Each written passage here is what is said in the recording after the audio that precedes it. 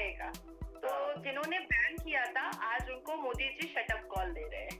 ठीक है, Karma is actually boomerang. कि किसी भी दूसरी कंट्री में क्या हो रहा है उसको अंडरस्टैंड करने के लिए कोई भी वहाँ का मीडिया सुना जाता है, वहाँ के मीडिया, सोशल मीडिया को देखा जाता है, वहाँ के मीडिया को सुना जाता है कि क्या हो रहा है। ये और बात है कि हिंदुस्तान व पाकिस्तान में अजीब सिस्टम है कि हमने एक दूसरे का मीडिया बंद कर रखा है। 1992 में 2 लाख सिख और हिंदू मिलाकर के थे, आज 380 है। कहाँ गए बाकी के? कहाँ गए? पाकिस्तान में आजादी के वक्त 23.7% हिंदू और सिख थे, आज 1% है। कहाँ गए? क्या हो गया उनको? आज पाकिस्तान में महरंग लोग देने के लिए है, लेने के लिए नहीं है। और ये केवल उन लोगों के लिए है जो कि भारत में 31 दिसंबर 2014 से पहले आ चुके हैं, जो यहाँ पर रह रहे हैं। उनकी जो सिटीजनशिप एप्लीकेशंस हैं उनको फास्ट ट्रैक किया जाएगा। उनको इस्लामोफोबिया के हवाले से हम बात करेंगे। यूनाइटेड नेशन में इस्लामोफोबिया के हवाले से बिल फॉरवर्ड किया गया और पहली बार जब ऐसा हुआ कि इंडिया ने इस बिल के ऊपर वोट ही करने से इनकार कर दिया। उसकी रीजन क्या है? इंडिया के रिप्रेजेंटेटिव जो वहाँ पे मौजूद थी, उन्होंने बकायदा स्टेटमेंट दी। उन्होंने बोला किसी एक मजहब नहीं, अगर हिंदुइज्म की बात करें, बुद्धिज्म की बात करें, सिखिज्म की बात करें, सभी मजहब को हमें देखने की जरूरत होगी। इस्लामोफोबिया के साथ साथ जितने भी मजहब है दिया जाएगा, उनको सिटीजनशिप दी जाएगी। किसी से कोई कागज नहीं मांगा जाएगा, किसी से कुछ नहीं किया जाएगा, सिटीजनशिप दी जाएगी, ली नहीं जाएगी। तो इसीलिए ये देखिए चारों तरफ दुनिया में ये जो इसमें मुसलमान इंक्लूडेड नहीं है, भाई मुस्लिम देशों में मुस्लिम के ऊपर कहाँ कोई ऐसा परसिक्यूशन होगा। वो जैसे कल एक उसमें इंटरव्यू में हमारे जो होम मिनिस्टर हैं अमित शाह, उन्होंने कहा तो देखिए 1947 में जब देश आजाद हुए पाकिस्तान में 23% पॉपुलेशन थी हिंदू की, आजकल 2.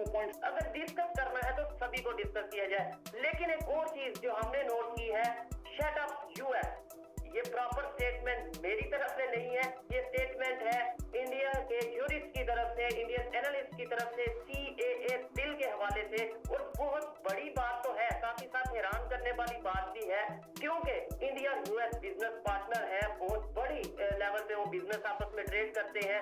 फिर भी जहाँ पे इंडिया की अपनी बात आती है, इंडिया की सिक्योरिटी की बात हो या उनके कंट्री की बात हो, वहाँ पे यूएस हो या मालदीव हो, वो फर्क नहीं रखते, वो बिल्कुल उसी तरीके से जवाब देते हैं। 7% रह गई है, वो कहाँ चले गए सब हिंदू?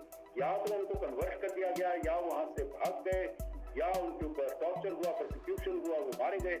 पर वहां पर जो भी लोग आए हैं, बाहर आए हैं, अगर वो हिंदुस्तान में आते हैं, आए हैं और उनको यहाँ पर सिटीजनशिप चाहिए, तो उनकी सिटीजनशिप को फास्ट ट्रैक किया जाएगा।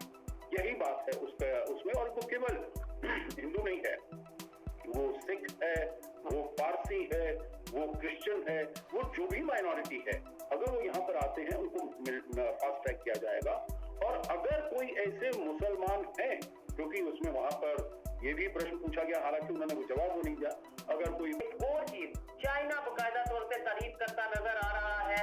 चाइना भी क्या किसी साजिश का हिस्सा बन गया है कि जो इंडिया की तारीफ करता नजर आ रहा है? देखिए शायद भारत जो है ना, इतना पावरफुल हो चुका है अपने हर तरीके से, इकोनॉमिक के तरीके से, डिफेंस के तरीके से, जीडीपी के तरीके से, और भारत को लीड करने वाला व्यक्ति वो खुद इतना पावरफुल है कि वो बलोच है, अगर कोई अहमदिया है, अगर कोई और है, तो यहाँ पर देखिए भारत में नागरिकता देने का एक सिस्टम है, तो उनको नॉर्मल कोर्स में उनको सिटीजनशिप दी जाएगी।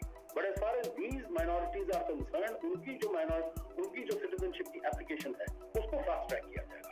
यही बात है। तो किसी की सिटीजनशिप ली नहीं जा रही है। किसी भी दूसरी कंट्री में क्या हो रहा है उसको अंडरस्टैंड करने के लिए कोई भी वहाँ का मीडिया सुना जाता है, वहाँ के मीडिया, सोशल मीडिया को देखा जाता है, वहाँ के मीडिया को सुना जाता है कि क्या हो रहा है। ये और बात है कि हिंदुस्तान व पाकिस्तान में अजीब सिस्टम है कि हमने एक दूसरे का मीडिया बंद कर रखा है। आंखों में आंखें डाल करके अपने भारत के मुद्दों पर किसी को इंटरफेयर करने मना कर सकता है।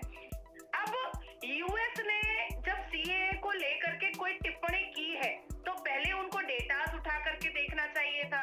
1991 की बात मैं बता रही हूँ कि बांग्लादेश में 22% हिंदू थे, आज कितने परसेंट है? 3.9%। लेकिन सोशल मीडिया पे हम जो देखते हैं उसमें जो आपके इवन काफी नामी ग्रामी किस्म के, जो आपके काफी फेमस किस्म के जो जर्नलिस्ट हैं, जो मुस्लिम जर्नलिस्ट हैं, वो भी इसके अगेंस्ट बात कर रहे हैं। सीए के खिलाफ लिखते हैं, वो भी इसी तरीके की बात करते हैं।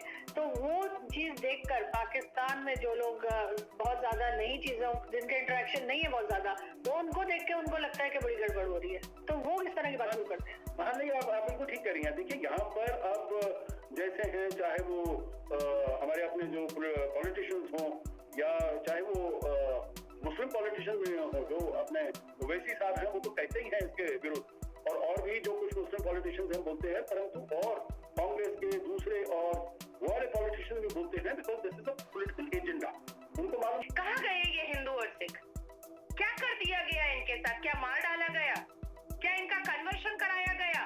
और कन्वर्शन कोई भी धर्म, आज मुझसे अगर कोई कराएगा तो वो जोर जबरदस्ती कराएगा, तुमसे अगर कोई कराएगा तो जोर जबरदस्ती कराएगा। बस ये एक चीज है जिसके ऊपर हम सरकार को घेर सकते हैं, जिसको हम सरकार को क्रिटिसाइज कर सकते हैं, क्योंकि देखिए आजू अभी तक कोई एजेंडा मिला नहीं है ऑपोजिशन को। यहाँ पर जो इलेक्शन हो रहा है, कोई वायबल, कोई ठोस एजेंडा मिला नहीं है जिससे कि वो सरकार को अटैक कर पाए। तो ढूंढ रहे हैं, कोशिश कर रहे हैं जो कौन सा हमें मुद्दा मिले। अब ये थोड़ा सा इलेक्टोरल बॉन्ड्स का मिल गया है, सीए का मिल गया है, वो चाहते हैं ये सी नहीं होने वाले हैं, क्योंकि जैसे मैंने कहा, कल परसों मैंने काफी वो प्रोग्राम देखे टेलीविजन पर, और बहुत जगह पर ये जो जर्नलिस्ट हैं वो गए हैं और उन्होंने वहां पर अपने जो ऑर्डिनरी मुस्लिम्स हैं उनको इंटरव्यू किया है, और वो कहते हैं नहीं, हमारे लिए सीए बिल्कुल क्लियर है, that is not going to be a factor in the manner in which we decide how to vote, क्योंकि हमें मालूम है जो सीएए का जो प्रावधान है। तो इसका मतलब है कि बांग्लादेश के 22% हिंदुओं का कन्वर्शन जोर जबरदस्ती और तलवार की नोक पर कराया गया है। ये जो ऑब्जेक्टिव है, that is to give citizenship, it is not to take citizenship. किसी की भी सिटीजनशिप को लिया नहीं जाएगा। क्या किया? तो ये जानना बहुत जरूरी था, और मुझे लगता है कि मेरा भारत इतना पावरफुल है, और मेरे भारत को लीड करने वाला मेरे भारत का नेता, सबसे बड़ा नेता, और इस पूरे युग का और इस पूरी दुनिया की सबसे बड़ी पार्टी का नेता नरेंद्र मोदी आंखों में आंखें डाल करके अगर शटअप कॉल दिया है तो बिल्कुल सही काम हुआ है, और हमारी छाती गर्व से चौड़ी हो रही है।